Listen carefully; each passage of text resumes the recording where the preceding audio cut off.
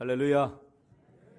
하나님께서 예배 가운데 나오신 여러분들을 평강의 평강으로 인도하시기를 주님의 이름으로 축복합니다.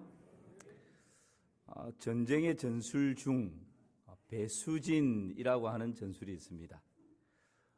이 배수진이라고 하는 말은 물을 등지고 진을 친다, 이런 뜻이 있죠.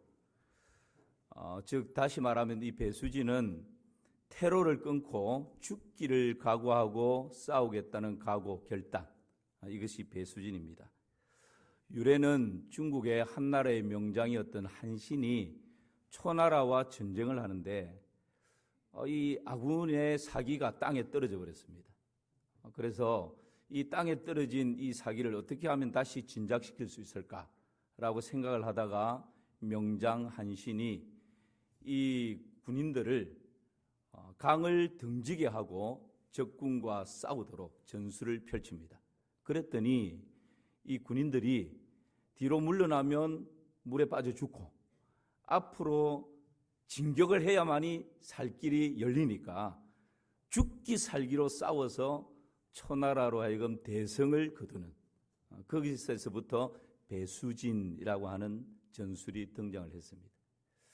비슷한 전술을 우리나라의 이순신 장군도 펼쳤죠.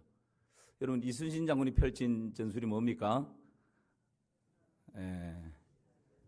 여러분 드라마를 잘 안 봐서 사즉생 생즉사라고 하는 말입니다. 죽고자 하면 살 것이요 살고자 하면 죽을 것이다. 그래서 소수의 배 몇 척을 가지고 왜군을 무찌르고 대성을 이루는 그런 전쟁사가 있죠. 오늘 우리가 읽은 이 룻기서에 보면 인생의 배수진을 치는 한 여인을 만나게 됩니다. 그 여인의 이름은 바로 룻입니다. 유다 베들레헴으로 시어머니 나오미가 돌아갑니다. 돌아가는 중에 나오미가 두 며느리에게 인애를 베풀죠. 시어머니가 두 며느리에게, 홀로 된 두 며느리에게 베풀 수 있는 인애가 뭐였습니까? 나를 따라오지 마라, 친정으로 다시 돌아가라는 겁니다. 모압에 돌아가서 좋은 사람 만나서 새로운 가정 이루어서 새 출발하라 라고 하는 인애를 나오미가 베풉니다. 그 시어머니의 말을 듣고 오르바는 그 말대로 친정으로 돌아갑니다. 그런데 룻은 저는 돌아가지 않겠습니다. 어머니를 쫓아가겠습니다. 어떤 일이 있어도 어머니를 따르겠습니다. 그러면서 어머니를 쫓아가죠. 이것은 여러분 단순한 효심에서 나오는 것이 아닙니다. 이것은 윤리적으로 도덕적으로 룻이 오르바보다 인격이 더 성숙했기 때문에 나타나는 행위가 아닙니다. 이것은 룻이 자신의 인생을 벼랑 끝으로 던지는, 벼랑 끝으로 내모는 믿음의 행위입니다. 어떻게 이런 배수진을 칠 수 있을까요? 어떻게 믿음으로 내 인생의 벼랑 끝에 설 수 있을까요? 우리도 살다 보면 믿음으로 벼랑 끝에 서야 할 때가 있습니다. 그런데 누구나 그 벼랑 끝에 서는 것을 두려워하죠. 불안해합니다. 잘 벼랑 끝에 서기 싫어합니다. 그러나 여러분 기억하십시오. 하나님을 위해서, 말씀을 위해서 믿음으로 벼랑 끝에 설 때 하나님의 강한 손과 표심팔이 우리를 붙들어 주시는 것입니다. 벼랑 끝에 떨어진다 할지라도 하나님께서 날개를 달게 하시고 더 높이 훨훨 날아오르게 하시는 것입니다. 하나님은 결코 하나님의 영광을 위해서 벼랑 끝에 서는 사람을 방치하지 않습니다. 하나님은 결코 하나님의 말씀을 붙들고 벼랑 끝에 서는 하나님의 사람을 밀어서 떨어져 죽게 만들지 않습니다. 하나님께서 일하시고 행하시고 그 모든 일들을 지어서 성취해 가시는 것이죠. 여러분, 벼랑 끝에 서는 용기는 어떻게 가능할까요? 오늘 세 가지를 말씀을 나눌 텐데, 벼랑 끝에 서는 용기는 첫 번째는 뒤를 보지 말라입니다.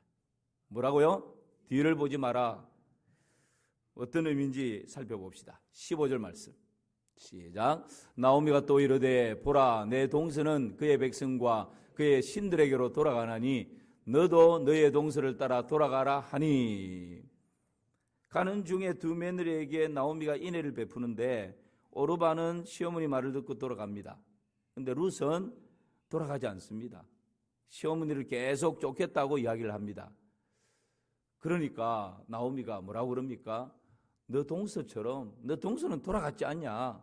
그러니까 너 동서처럼 너도 모압으로 친정으로 돌아가라고. 그래야 너가 살 길이 생긴다, 이런 뜻 아니겠습니까? 그렇게 강권해서 권유를 하지만 오르바는 룻은 그 시어머니의 말을 따르지 않습니다. 여러분 가만히 한번 생각해 보실까요? 지금 룻 입장이라면 어느 곳으로 가는 것이 좀 더 안정되고 좀 더 미래가 열릴까요? 친정입니까? 저 유다 땅 베들레헴입니까? 친정이죠. 모압에는 친정 어머니도 있고 아마 가족들, 친척들이 다 있을 것입니다. 오랫동안 사귀어왔던 친구들이 있을 것입니다. 문화나 풍습이나 모든 것에 익숙한 땅입니다. 그곳의 삶의 터전이 태어나서부터 지금까지 다 다져져 있는 곳입니다. 그렇다면 뭐 이것저것 생각할 게 뭐가 있겠습니까? 그냥 친정으로 돌아가서 친정 가족들과 함께 잘 살면 되죠. 또 새 사람 만나서 행복한 가정 이루면 이전보다 더 행복하게 살 수도 있죠. 그런데 룻은 그것을 포기합니다. 시어머니를 끝까지 따라 났습니다. 저는 이 말씀을 준비하면서 이 친정으로 돌아가고픈 이 유혹이 아마 만만치 않았을 것이다. 우리는 그냥 짧은 성경이니까 읽고 지나가는데 여러분 한번 생각해 보십시오. 연세 있는 분들도 계시고 젊은 분도 계신데 여러분 딸이 지금 시집을 보냈는데 일찍 남편 죽고 자녀 없이 시어머니 따라서 저 외국, 그것도 환영받지 못하는 그 외국, 한 번도 가본 적도 없는 그 나라에 지금 시어머니, 혼자 된 시어머니 따라서 간다 생각해 보십시오.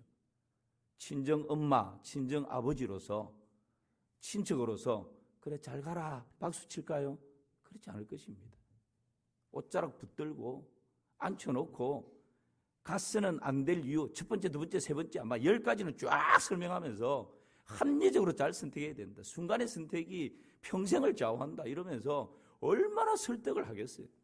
가지 말라고. 거기다가 시어머니가 따라오지 말라는데 뭐 한다고 그렇게 가느냐고. 아마 그렇게 설득하고 붙잡고 다시 이 모압 친정에서 살도록 조금 룻을 아끼고 사랑하는 관계가 있는 사람이라면 다 그렇게 붙들었을 것입니다. 그런데 여러분 이런 유혹을 과감하게 뿌리치고 시어머니를 따라 나서는 여기에는 뭔가 모르는 또 다른 룻만이 가지고 있는 뭔가가 있는 것이죠. 단순한 윤리, 도덕, 단순히 효심 이것만으로 따라 나서는 것은 아닙니다. 이것은 여러분 믿음의 행위인 줄 믿습니다. 하나님에 대한 신뢰인 줄을 믿습니다.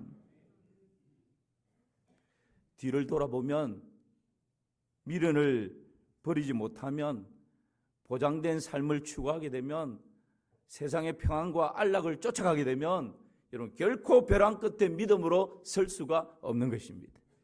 우리가 믿음으로 서기 위해서 첫 번째 뒤를 돌아보지 말라는 것은 나를 믿음으로 벼랑 끝에 서지 못하도록 끌어당기는 유혹하는 손짓하는 이 모든 것을 뿌리칠 수 있어야 됩니다.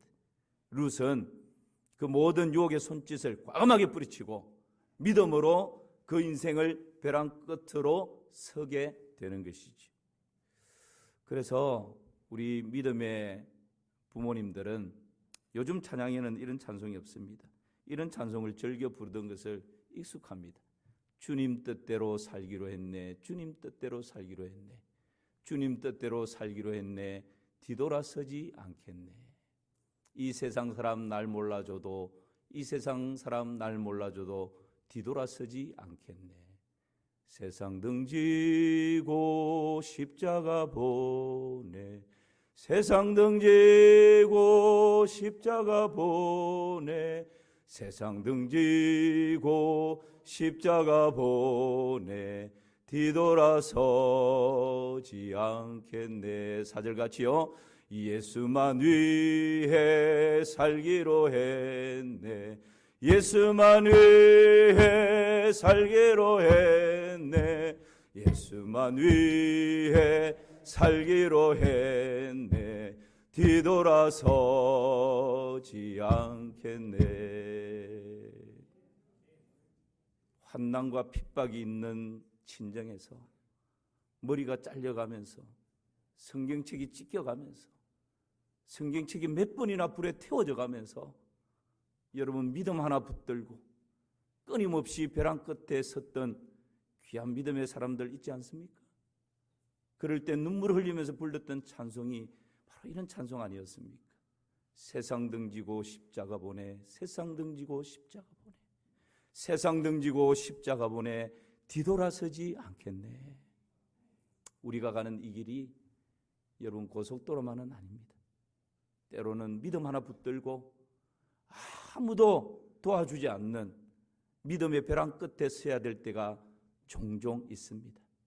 그때 여러분 첫 번째 우리가 생각해야 될 것은 뒤를 돌아보지 말아야입니다. 뒤를 보면 유혹에 넘어집니다.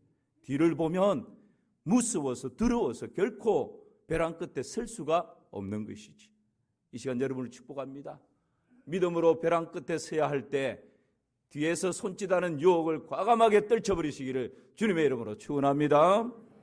두 번째는 앞을 보지 말아입니다. 어디를 보지 말라고요? 아이고, 그럼 목사님 넘어지는데요. 그럴 수 있는데 앞을 보면 넘어집니다. 여러분 16절 말씀 같이 한번 보실까요? 시작. 룻이 이르되 내게 어머니를 떠나며 어머니를 따르지 말고 돌아가라 강권하지 마옵소서. 어머니께서 가시는 곳에 나도 가고 어머니께서 머무시는 곳에서 나도 머물겠나이다. 룻이 시어머니를 따라 나서는 땅이 어디입니까? 유다 땅입니다. 베들레헴입니다. 여러분 룻기를 강의하면서 제가 말씀드렸지만 지금 룻이 앞을 보면 소망이 하나도 없습니다. 시어머니 홀로 됐습니다. 나이가 많습니다. 이 시어머니 친정이 어디라고요? 유다 땅입니다. 베들레헴입니다.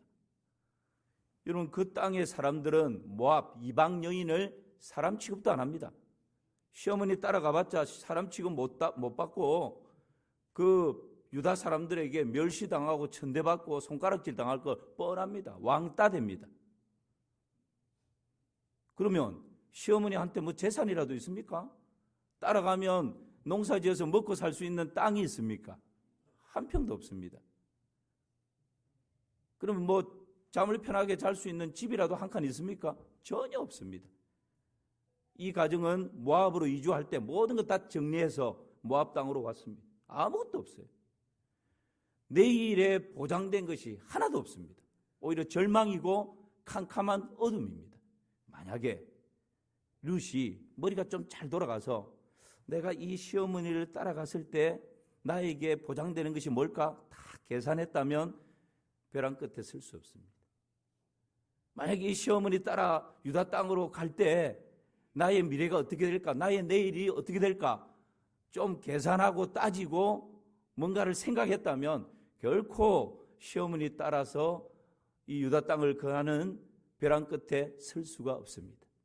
룻은 앞을 보지 않았습니다. 한치 앞도 내다볼 수 없는 캄캄한 내일이 없는 그런 상황입니다. 아니 내일이 있다라고 하면 왕따 되는 것이고 천대 멸시받는 것이고 가서 무엇을 어떻게 먹고 살아야 할지 아무것도 보장된 것이 없는 것이 내일입니다. 그래서 룻은 내일을 보지 않습니다. 앞을 보지 않습니다. 앞을 보면서 계산하고 따지고 이것저것 재보지 않습니다. 한 가지 이유 때문에 시어머니를 따라 나서는 것이죠. 여러분, 우리가 믿음으로 벼랑 끝에 서기 위해서는 뒤에서 손짓하는 유혹을 보지 않는, 과감하게 뿌리치는 뒤를 보지 마라. 이것이 첫 번째라면, 두 번째는 뭔가 계산하고 따지고 이것저것 나에게 어떤 것이 유익이 될까, 해가 될까, 그래서 가장 유익되는 것을 선택하는 앞을 보지 말아입니다. 그런 은혜가 있기를 주님의 이름으로 축원합니다. 마지막 하나는 벼랑 끝에 서는 용기, 하늘을 보라입니다. 어디를 보라고요? 하늘을 보라. 룻은 당당하게 벼랑 끝에 서는 용기를 발휘합니다. 여러분, 룻이 이런 용기를 발휘할 수 있었던 것은 하늘을 보았기 때문에 그렇습니다. 모든 시선을 뒤를 보는 것이 아니라, 앞을 보는 것이 아니라 눈을 들어 모든 시선을 전능하신 하나님께 집중했기 때문입니다. 그럴 때 믿음으로 벼랑 끝에 설 수 있는 용기가 생기는 것입니다.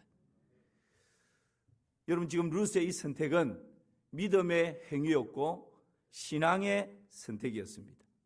그래서 어떻게 할 수 있을까요?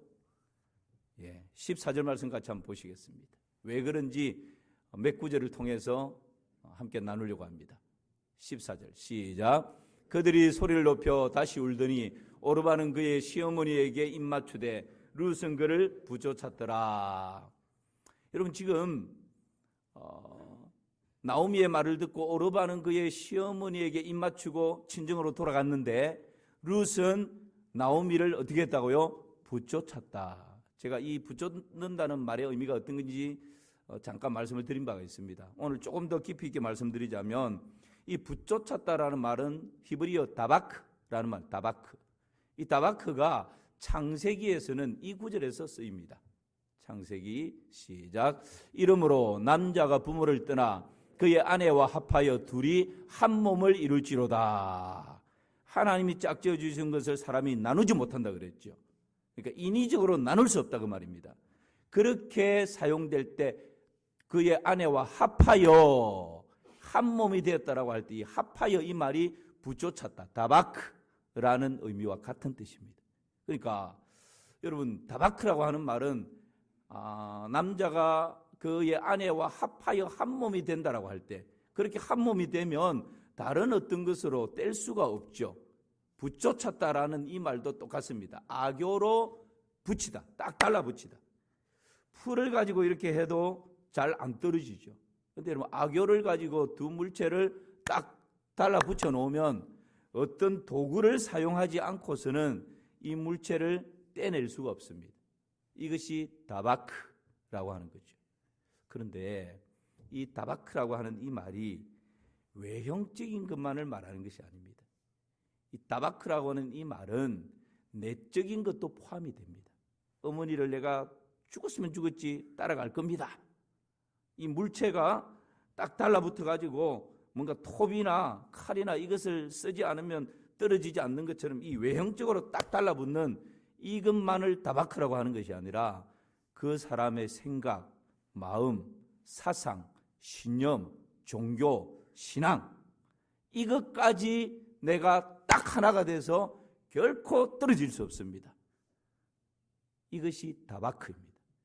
그러니까 지금 룻이 시어머니를 붙잡는다라고 하는 것은 효심 때문에, 윤리적 도덕적인 어떤 효심 때문에 불쌍히 여기는 긍휼의 마음 때문에 저 따라갈 거예요. 요 정도 수준이 아니라는 거예요. 어머니의 생각, 어머니의 사상, 어머니의 신념, 어머니의 종교, 어머니의 신앙까지 저는 딱 하나가 됐습니다. 어머니의 종교, 어머니의 신앙 저는 100% 받아들였습니다. 여기에서 저는 떠날 수 없습니다. 저를 가라고 강권하지 마십시오. 할렐루야. 이게 다바크예요. 여러분, 15절을 보면 조금 더 구체적으로 나옵니다. 15절 말씀 제가 읽습니다. 나오미가 또 이르되 보라, 내 동서는 그의 백성과 누구에게로요? 그의 신들에게로 돌아가나니.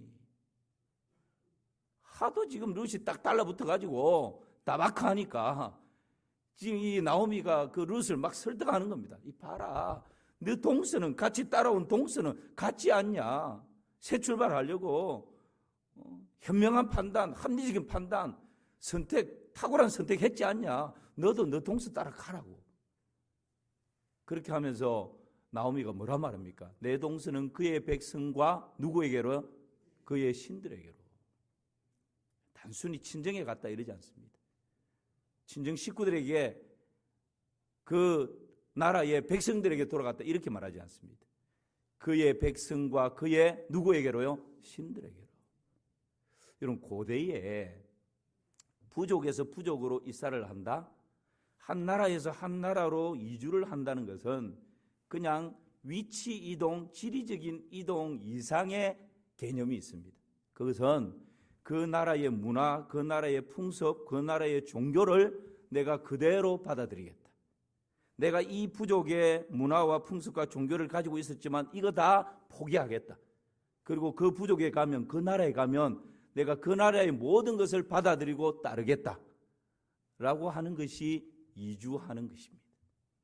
지금 그래서 나오미가 룻에게 하는 말이 너 친정에 가라고. 그래서 그 백성들과 함께 살고 그 친정 모압에서 섬기는 신들을 섬기며 살라고 그렇게 지금 이야기를 하는 거죠. 그럴 때에 여러분 룻의 16절 룻의 대답을 또 한번 보실까요? 같이 한번 읽어봅시다. 시작. 룻이 이르되 내게 어머니를 떠나며 어머니를 따르지 말고 돌아가라 강권하지 마옵소서. 어머니께서 가시는 곳에 나도 가고 어머니께서 머무시는 곳에서 나도 머물겠나이다. 어머니의 백성이 나의 백성이 되고 어머니의 하나님이 나의 하나님이 되시리니. 여러분, 나오미가 이 이주하는 데 있어서 신들과 관련이 있다는 말을 할 뿐만 아니라 이제는 룻이 그 시어머니가 하도 설득하니까 시어머니에게 아니 나를 어머니 떠나라고 따르지 말라고 그렇게 말하지 마세요. 저는 어머니 가는 곳에 저도 갈 거고요. 어머니께서 머무시는 곳에 저도 머물 거예요. 그리고 어머니의 백성이 나의 백성이 되고 그 다음 고백이 뭐죠? 어머니의 하나님이 나의 하나님. 그러니까 지금 이 거주지를 이동한다는 것은 단순히 요즘처럼 그냥 이사 간다라는 개념이 아니에요. 나의 모든 생활의 풍습과 문화와 언어와 모든 것을 다 포기합니다. 그리고 어머니가 살아왔던 그 유다 땅 베들레헴에 가면 그 땅의 문화와 언어와 풍습과 종교와 신앙까지 저는 100% 다 받아들입니다. 이 고백을 하고 있는 거죠. 어머니의 백성이 나의 백성이 되고 어머니의 하나님이 누구의 하나님요? 나의 하나님이 된다. 그러므로 여러분 지금 이 붙잡는다 이 말은 룻의 입장에서는 믿음의 행위이고 하나님을 선택하는 이 하나 때문에 그 인생을 벼랑 끝으로 내몰고 있는 것입니다. 야, 하나님께서 지금 이 모습을 볼 때 얼마나 허무했을까요? 이 홀로 된 여인이 나를 위해서 그 인생을 벼랑 끝으로 내몰고 있구나. 시어머니 말처럼 친정으로 돌아가면 안정된 생활, 내일의 희망이 있는 생활이 다 보장되어 있는데 뒤를 보지 않는구나. 앞을 향해서 유다 땅 들어가면 왕따 되고 가난과 그 어려운 핍박과 모든 환난이 다 기다리고 있는데 그것도 두려워하지 않는구나.